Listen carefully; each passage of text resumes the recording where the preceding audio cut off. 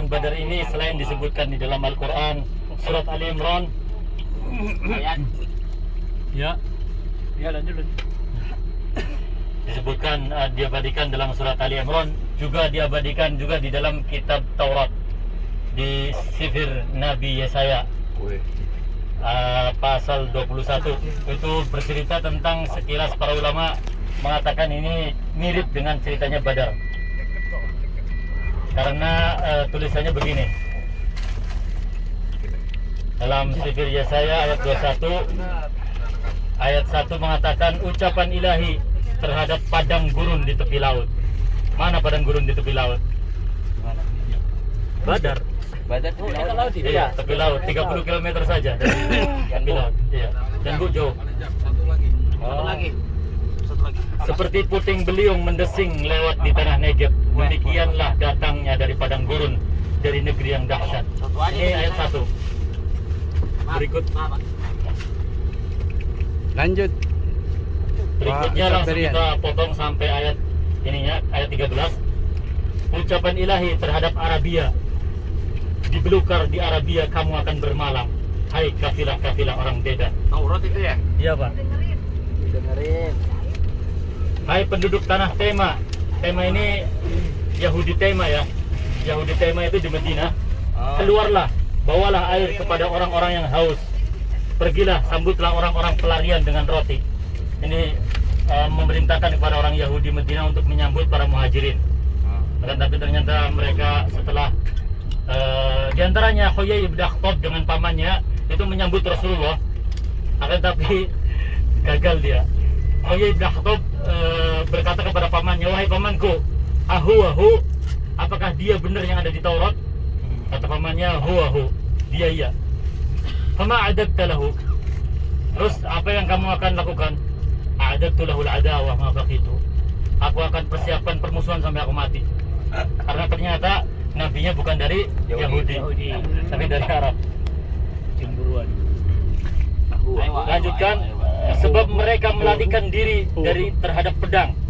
Mereka hijrah lari dari pedang kan, yang terhadap pedang yang terhunus, terhadap busur yang dilentur, dan terhadap kehebatan peperangan.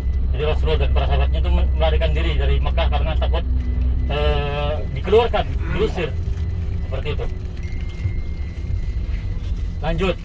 Jadi tadi setelah hijrah, ya, lanjut ayat berikutnya. Sebab beginilah firman Tuhan kepadaku, kata Nabi Yesaya, dalam setahun lagi menurut masa kerja prajurit upahan, maka segala kemuliaan Kedar akan habis.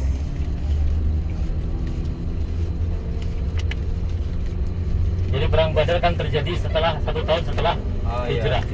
Jadi setelah setahun hijrah pelarian itu, kemudian Kedar itu bangsa keturunan Nabi Ismail ya, akan habis.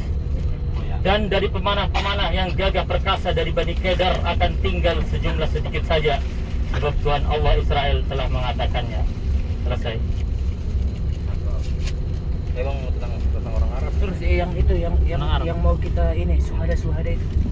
Iya, jadi setelah Rasulullah SAW melakukan peperangan itu ada 14 orang dari sahabat Nabi yang meninggal.